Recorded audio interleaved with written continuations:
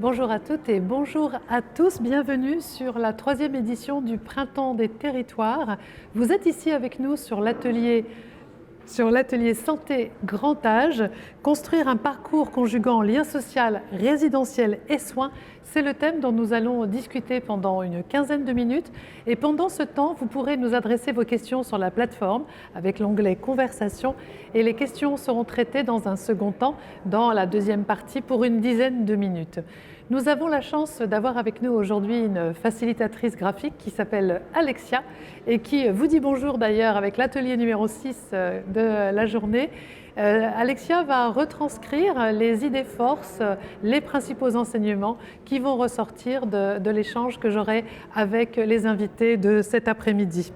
L'accompagnement du secteur de la santé et du grand âge prend aujourd'hui différentes formes selon les territoires, bien évidemment, mais avec la crise de la Covid, la santé et le grand âge sont devenus l'un des 4 axes majeurs du plan de relance de l'économie française doté de 100 milliards d'euros. Dans ce domaine, on assiste à une véritable prise de conscience des besoins dans les territoires. Le développement du secteur est en phase d'accélération et l'ambition de la Banque des Territoires, c'est d'aider à donner de la cohérence à tout cela, structurer toutes les actions en cours en créant des passerelles entre tous les acteurs. Nous allons avoir un échange avec moi Laure de la Bretèche, qui est assise à côté de moi. Et puis nous aurons aussi un échange avec Jérémy Séché, qui est en distanciel. Je vais vérifier qu'il nous entend bien et qu'il nous voit bien. Bonjour Jérémy Séché. Oui, bonjour à toutes et à tous. Bonjour Laure de la Bretèche. Bonjour Corinne, bonjour Jérémy. Bien, nous vous entendons haut et clair, c'est parfait. Je vais vous poser une première question à vous, Jérémy. Le titre de cet atelier, et puis je vous l'adresserai aussi lors de la Bretèche, le titre de l'atelier, c'est « Construire un parcours conjuguant lien social, résidentiel et soins ». Quelle est la recette pour atteindre cet objectif selon vous, Jérémy ? Bien écoutez, je ne sais pas s'il y a une recette ni magique ni miracle. En revanche, je peux vous proposer un retour d'expérience au titre des nombreux professionnels qui travaillent dans le système de santé. D'abord, considérer que la notion de parcours, elle est évidemment très complexe. On en parle depuis maintenant très longtemps et évidemment c'est une évidence par les temps qui courent dans le cadre de la crise sanitaire. Alors c'est complexe parce qu'il s'agit de faire travailler ensemble beaucoup de professionnels et d'institutions différentes, mais en même temps c'est une idée qui est absolument indispensable pour faire évoluer le système de santé autour de ses usagers. Alors, ça renvoie tout particulièrement à la notion de responsabilité populationnelle des acteurs de santé, c'est-à-dire, encore une fois, la capacité à sortir de son précaré, à se projeter à l'échelle d'un territoire. Et de ce point de vue, beaucoup d'expérimentations sont mises en place dans l'ensemble du système de santé français, sur l'ensemble des territoires. Et le groupe Vive, qui aujourd'hui a à peu près 1400 établissements sur l'ensemble du territoire national, est fortement mobilisé pour contribuer à cet objectif. Lors de la Bretèche, selon vous, existe-t-il une recette pour essayer de faire se conjuguer finalement ces 3 ingrédients ? Alors peut-être qu'une partie de la recette tient, au-delà de ce que Jérémy a déjà présenté, au fait qu'on a affaire à de vieux problèmes. D'une part, la santé, ça n'est pas un sujet nouveau. Le vieillissement de la population, ce n'est pas un sujet nouveau non plus. Mais en revanche, ce qui est nouveau, c'est l'exigence qu'on puisse construire des parcours sans couture, que les personnes, plus nombreuses aujourd'hui en grand âge, puissent être prises en charge par des institutions qui ne se renvoient pas la balle ou qui ne saucissonnent pas leurs problèmes. Et là, pour le coup, la perspective est nouvelle. Il s'agit de trouver entre des acteurs qui ne sont pas coordonnés entre eux, qui ne sont pas d'ailleurs de même niveau, un département, une commune, une région, un hôpital, des coordinations qui permettent de tout centrer, comme l'a dit Jérémy Séché à l'instant, autour de la personne. Et là, la Caisse des dépôts, par son histoire, par son savoir-faire, a des moyens. Elle peut intervenir à travers ses outils. Elle a une direction des prêts qui est très efficace pour accompagner à la fois sur le long terme et sur des projets concrets des opérateurs qui en ont besoin. Elle est capable d'intervenir avec des crédits d'ingénierie, comme elle l'a fait par exemple récemment sur une étude en santé dans le Nord. Elle est capable d'intervenir en investissement, elle le fait pour des services comme TocTocDoc, pour Semeya par exemple. Donc elle est en capacité d'intervenir auprès des acteurs de terrain et de construire des solutions. Ce parcours, c'est vraiment comme ceci qu'il faut le construire. Et si il est si important aujourd'hui, vous l'avez dit, c'est parce que le plan de relance dans lequel la Caisse des dépôts est engagée et qui a été très soutenu par le directeur général s'inscrit pleinement aussi dans sa stratégie qui est lutter contre les fractures sociales et territoriales. J'aime pas trop cette expression, Jérémy, mais je vais quand même l'employer. Quels sont les facteurs clés de succès? Quels sont les écueils à éviter? Est-ce que vous avez des retours d'expérience? Pourquoi ça marche? Pourquoi ça ne marcherait pas? Alors, le premier élément, c'est que tout dépend de la capacité d'initiative des acteurs au sein de leur territoire, ce qui pose la question de leur marge de manœuvre, parce que créer des parcours, créer des transversalités dans les prises en charge, ça ne se décrète pas, ça se construit progressivement, en associant souvent des acteurs qui n'ont pas forcément le même environnement professionnel, ni le même intérêt à agir. La deuxième dimension, c'est la dimension de l'accompagnement de ces acteurs et de ces initiatives. Et vraiment, l'objectif, c'est d'arriver à trouver un niveau d'accompagnement au bon niveau et notamment dans une temporalité et un niveau de maturité qui soit suffisant. De ce point de vue-là, concrètement, ce que l'on voit dans les territoires, c'est que les initiatives en santé qui marchent sont très souvent des initiatives en santé qui se font en lien étroit avec les collectivités territoriales, qui associent l'ensemble des professionnels de santé autour d'une finalité partagée à l'échelle d'un bassin de vie, par exemple. Alors, le principal écueil qu'il faut essayer d'éviter, c'est vraiment la construction d'un projet ex nihilo, sans avoir identifié au préalable, et je parle vraiment de faire un diagnostic professionnalisé, donc sans avoir identifié au préalable les déterminants de santé et les besoins de santé de la population à l'échelle du bassin de vie ou du territoire. La dimension que chacun a à l'esprit naturellement, c'est notamment dans les zones sous-denses, la difficulté à mobiliser des professionnels médicaux et soignants dans un cadre démographique qui est parfois contraint. Mais le message que je voudrais passer, c'est que même si cette réalité est extrêmement prégnante et extrêmement exigeante, il n'y a pas de fatalité. Nous savons aujourd'hui, dans un certain nombre de territoires, proposer des solutions de prise en charge innovantes, par exemple en associant des professionnels retraités, des professionnels actifs, des étudiants, pour vraiment porter des organisations autour de la population et autour des patients lorsque nous parlons du soin. Je voudrais que Laure de la Bretèche s'exprime aussi sur cette question. Y a-t-il pourquoi ça marche, pourquoi ça ne marcherait pas? Ça, c'était votre point de vue. Merci, Jérémy. On peut l'illustrer assez simplement par une initiative qu'on a prise avec Vive et que Jérémy connaît bien, qui est une association Assist, qui permet de dépasser justement un certain nombre de ces freins. Pourquoi mener aujourd'hui un projet associatif dont Assist vient de trouver naissance hier? C'est pour permettre précisément d'éviter que l'ignorance des acteurs entre eux, les freins au montage des projets puissent être levés très, très rapidement. Et donc notre promesse, c'est prendre des projets concrets, des projets de territoire, et le faire avec une vision sur les délais, une vision sur l'évaluation du service rendu qui permettent d'ancrer des vrais projets. Et nous serons très attentifs à tout ce qui aura une dimension d'innovation pour le faire. Donc cette association Assist entre Vive et la Caisse des dépôts, c'est ça. Jérémy Séché, je me tourne vers vous. Comment est-ce que le groupe Vive s'engage dans le secteur du grand âge? Vous avez 3 piliers, je crois. Vous êtes là? Vous êtes parti? Oui, je suis toujours là. Comme vous l'avez dit, le groupe Vive s'engage autour de ces 3 métiers, donc l'assurance qui est son cœur de métier, les soins et l'accompagnement, et bien entendu le logement social et le logement en santé. Et donc notre vision, notre objectif, c'est de proposer des parcours à 360 degrés à nos 11 millions d'adhérents. Donc cela va de l'intervention chirurgicale sur des plateaux technologiques de haut niveau à des solutions d'hébergement spécialisées, en passant par des programmes de prévention extrêmement individualisés réalisés. Ce qui est important peut-être de préciser, c'est que dans nos établissements de soins et d'accompagnement sur l'ensemble du territoire, nous sommes bien entendu ouverts à l'ensemble de la population et nous sommes très attachés, je pense que ça s'inscrit vraiment pleinement dans le partenariat que nous avons passé avec la Caisse des dépôts et consignations, nous sommes très attachés à avoir une implantation territoriale qui justement permet la construction de ces parcours avec les autres acteurs, que ce soit les acteurs en santé, les collectivités ou tous les autres intervenants dans le système de santé. Alors parlez-nous justement du partenariat que vous évoquez avec la Banque des Territoires. Comment est-ce qu'il s'est noué?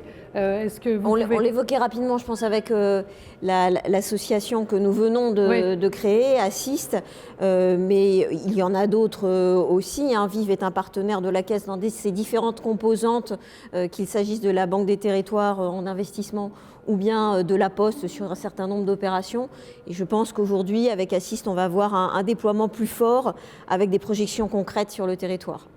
Justement, comment ça marche sur le territoire? Vous avez déjà des applications concrètes, Jérémy? Oui, alors bien entendu, on a des applications concrètes qui se font dans des domaines finalement assez diversifiés, puisque notre objectif, vous l'avez compris, est vraiment d'innover sans se substituer à des solutions préexistantes, par exemple portées par les pouvoirs publics.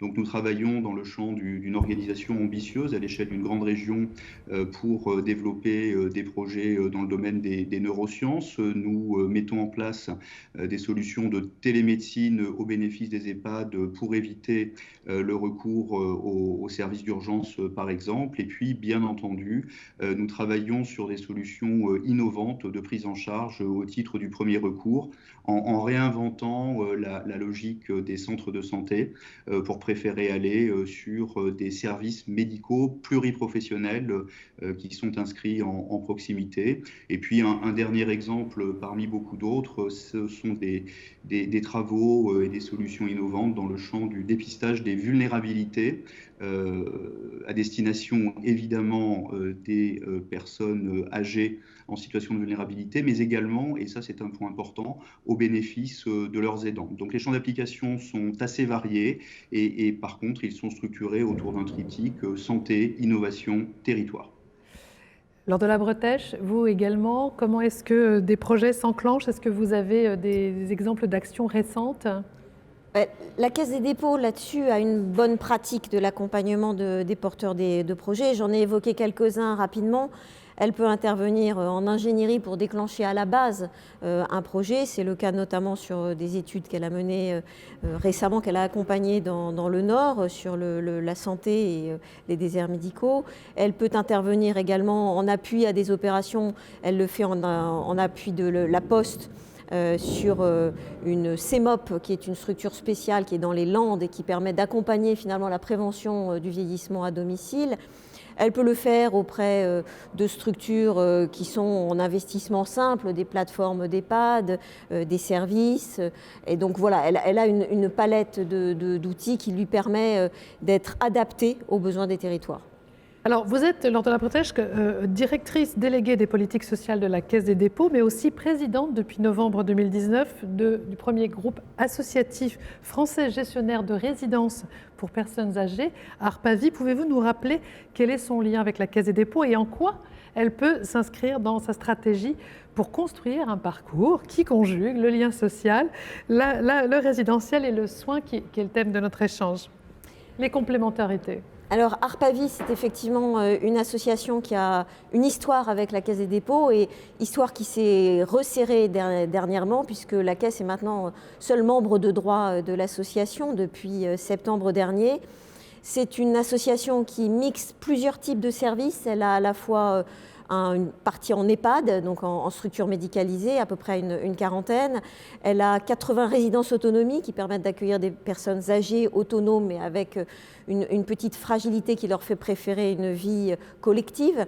Et puis, elle a depuis peu des extensions en matière de services à domicile et d'appui aux personnes âgées dans leur environnement, avec la création d'Arpaviadom qui permet de développer une nouvelle offre. Donc c'est une association qui correspond bien aux vœux de la Caisse des dépôts d'être très présente, d'être un offreur de solutions. C'est un opérateur, mais dans lequel aujourd'hui la Caisse des dépôts souhaite soutenir finalement le virage domiciliaire, l'accompagnement de toutes les formes de vieillissement. Vous avez le sentiment que ce lien de proximité qui lie Arpavie, Banque des Territoires, facilite l'accélération des processus Alors, il y a une illustration simple de cela, c'est ce que nous avons créé à Villiers-le-Bel, une plateforme gérontologique qui concilie de l'hébergement temporaire, de l'hébergement renforcé pour les personnes en fin de vie, de l'accueil de jour, etc. Toute une palette de services ancrés dans un projet local. Or, cette connaissance des élus et de leurs besoins locaux, c'est le cœur de la mission de la Caisse des dépôts et de ses directions régionales et de ses délégations territoriales. Et la Banque des Territoires est donc un partenaire de tous les instants pour nous, parce qu'elle est en détection de ces besoins et que nous, parmi d'autres opérateurs, nous pouvons apporter des solutions de l'aide pour des parcours à compléter, par exemple pour des collectivités qui auraient elles-mêmes des EHPAD ou bien des services à domicile mais pas d'EHPAD. Donc nous pouvons être en accompagnement de l'élaboration des parcours. Et puis parce que aussi, bien sûr, la Banque des Territoires connaît finalement un certain nombre de partenaires institutionnels et peut être cet assemblier qui est très fidèle à sa mission et qui est absolument nécessaire sur les politiques du médico-social. Allez, on se projette dans un court terme, moyen terme. Que faudrait-il faire pour que ce cercle vertueux finalement se mette en place, Jérémy, et puis Laure de la Bretèche ensuite, si vous voulez? Que faudrait-il faire? Je vous répondrai en disant ce que nous faisons au niveau de l'association Assist, puisque c'est bien notre ambition que de faciliter et d'accélérer la transformation en la matière. L'objectif, c'est vraiment de dépasser une forme de plafond de verre qui aujourd'hui existe dans les territoires pour faciliter l'émergence des initiatives et des projets qui sont adaptés. Je parle bien uniquement de cela, et puis plus encore faire en sorte que ces projets s'inscrivent dans la durée. Donc notre objectif, c'est vraiment de catalyser tout ça en rassurant tous les acteurs qui sont mobilisés, notamment les financeurs, au travers de notre accompagnement et puis au travers de notre capacité à financer ou cofinancer des études de faisabilité, des solutions d'ingénierie pour que finalement, au service des collectivités et des professionnels de santé, nous puissions nous mettre en accélération sur ces projets de qualité en proximité. Vous voulez ajouter quelque chose, Laure de la Bretèche? Tout ce qu'a dit Jérémy est très juste. J'ajouterais simplement, et il a raison, nous le faisons, j'ajouterais simplement un point, c'est que tout ceci n'a qu'une finalité, c'est de mettre la personne, sa famille, son environnement au centre finalement des institutions. C'est autour d'elles que les institutions doivent construire leur coopération. C'est le but d'Assist. Et c'est très important de le rappeler parce que nous avons besoin d'avoir cette vision de l'utilisateur final qui est vraiment celle qui préoccupe les élus. Ils ont sur leur territoire des personnes vieillissantes, des familles sans solution, et c'est à eux que nous cherchons d'apporter en priorité des solutions, en lien très fort évidemment, et c'est la vocation d'Assist, avec l'innovation en santé qui, dans ce domaine, a de beaux jours devant elle. Merci à vous deux. Le moment est venu de prendre les questions qui sont arrivées du public. La parole est à vous.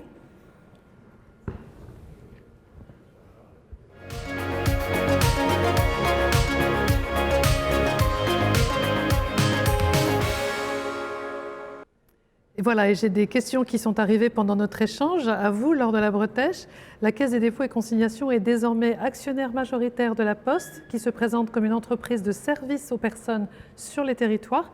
Peut-être le dernier relais, certains facteurs, on l'entend souvent dire. Comment articulez-vous la démarche de la Banque des Territoires et celle de la Poste ?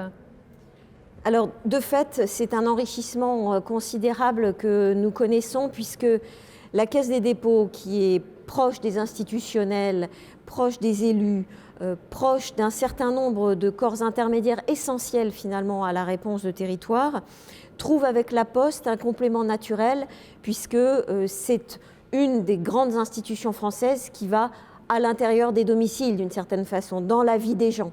Et donc, dans la mutation qu'aujourd'hui Philippe Val donne à la Poste, ce point reste central. C'est une entreprise de mission, une entreprise pour les personnes.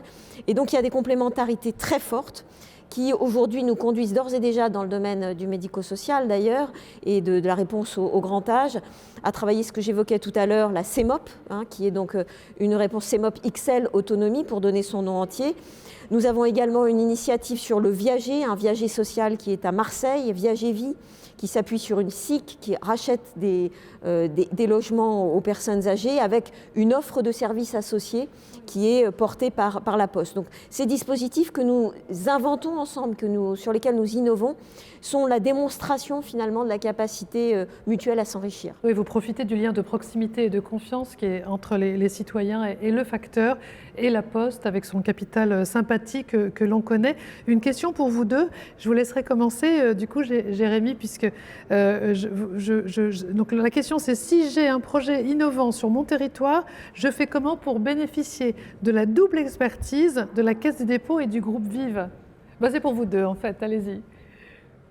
Écoutez, nous avons des interlocuteurs en proximité, que ce soit au niveau de la Caisse des dépôts, de la Banque des territoires et évidemment tout le réseau mutualiste du groupe Vive. Et donc à partir de là, ces acteurs de proximité sont à disposition pour contribuer au montage du projet si nécessaire, en tout cas à l'accompagnement et bien entendu s'assurer des articulations avec les pouvoirs publics et les collectivités territoriales, encore une fois, si c'était nécessaire, puisque les acteurs que vous êtes dans les territoires sont le plus souvent très implantés. Ce qu'on peut souligner, c'est que notre volonté au sein de l'association, c'est de pouvoir avoir un regard spécifique, bienveillant et en soutien au niveau national pour contribuer à la sélection d'un certain nombre de ces projets dans le respect de nos critères, qui, encore une fois, renvoient au triptyque santé, territoire, innovation. Et on pourrait rajouter une dimension évidemment tout à fait importante que chacun a à l'esprit, qui est celle du numérique en santé. Et Laure, vous vouliez... Oui, en complément, on a une logique aussi de détection des projets dans les directions régionales qui sont très ouvertes et à l'écoute de tous ceux qui viendraient vers elles avec des projets de nature santé ou grand âge. Et de fait, nous avons le souhait de pouvoir les relayer, comme l'expliquait Jérémy, et les soutenir avec un dispositif d'appel à projet, d'encouragement finalement à l'innovation et une attention particulière à ce qu'on puisse avoir un enrichissement du coup d'expérience sur tout le territoire.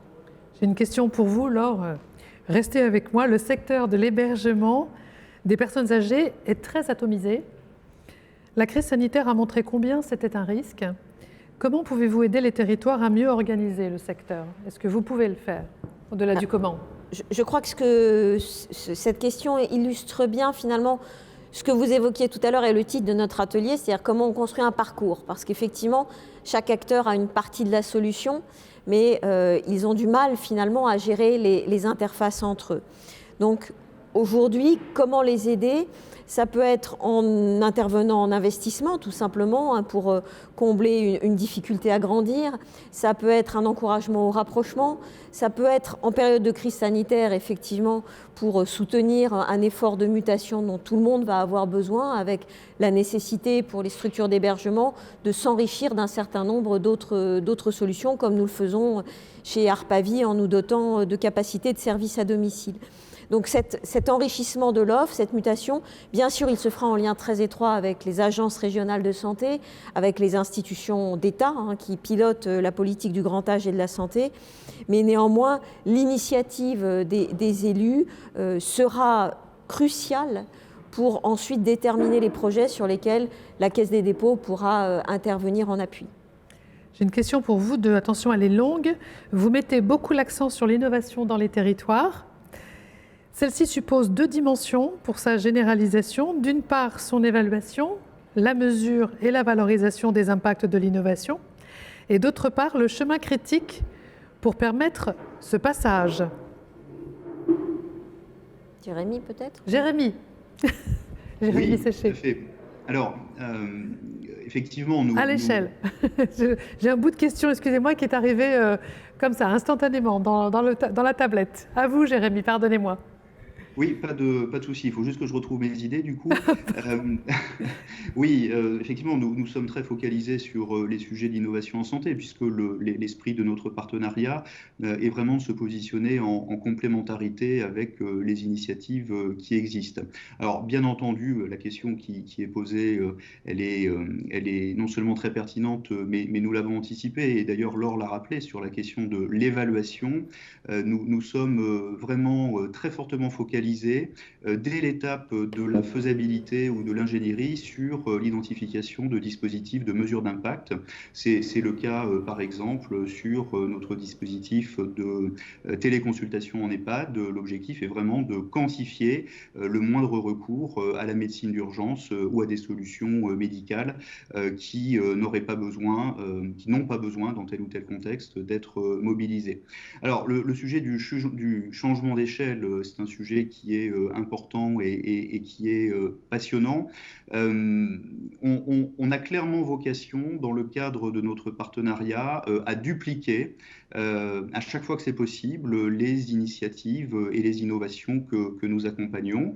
Et si je donne un exemple concret, parce qu'il faut toujours le rester, sur les dispositifs de premier recours que j'évoquais tout à l'heure, les fameux services médicaux de proximité, nous en sommes aujourd'hui à notre deuxième implantation, avant une troisième implantation, et peut-être un petit peu plus. Donc nous avons effectivement ce rôle de catalysation au sein de catalyseur, pardon, au sein du partenariat, mais aussi l'objectif est de contribuer à l'évaluation et à la généralisation des différents dispositifs.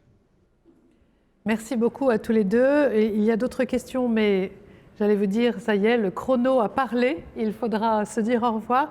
Je vous remercie infiniment d'avoir participé à cet atelier et je remercie également les questions du public. Je remercie le public pour ses questions, plutôt dans ce sens-là. Si vous avez encore quelques minutes avec nous, cher public, eh bien, je vous offre une pause. Alors attendez, j'ai autre chose à vous montrer. J'ai une fresque à vous montrer, la fresque de la facilitatrice graphique qu'on va m'afficher. Voilà ce qui ressort dans la tête d'Alexia après nos échanges. On a quel est le point d'entrée, dirait Mamie, le résidentiel, le soin, le parcours global, faire sauter le plafond de verre, hein, c'est un objectif, je pense que c'est un message fort aussi, ça. Et je vous laisse le commenter si vous voyez une idée qui retient votre attention. Oui, je crois que ce qu'il y a de juste, c'est de mettre la personne âgée au centre du dessin et elle-même, même pas sa famille, parce qu'on a affaire à une génération aussi de personnes qui avancent en âge, mais qui veulent choisir jusqu'au bout. Donc, à charge pour nous, effectivement, de définir les conditions d'une vie bonne jusqu'au bout. Jérémy, vous voyez l'illustration ? Oui, absolument, et je me retrouve complètement dans le propos de Laure, donc je n'irai pas plus loin, si ce n'est que l'idée de la clé à portée de main me plaît beaucoup par rapport à la notion de guichet unique pour entrer dans le système de santé, qui est ce sur quoi nous travaillons et ce à quoi nous aspirons tous, professionnels comme usagers. Bravo Alexia pour la clé pour entrer dans le système de santé. Merci beaucoup. Merci. Je vous souhaite une bonne fin d'après-midi et à très bientôt. Au revoir, merci. Au revoir Jérémy. Merci Laure de la Boîte. Merci Laure. C'est bon ? Parfait. On peut bouger. Parfait, on a couvert tout le sujet. On peut bouger.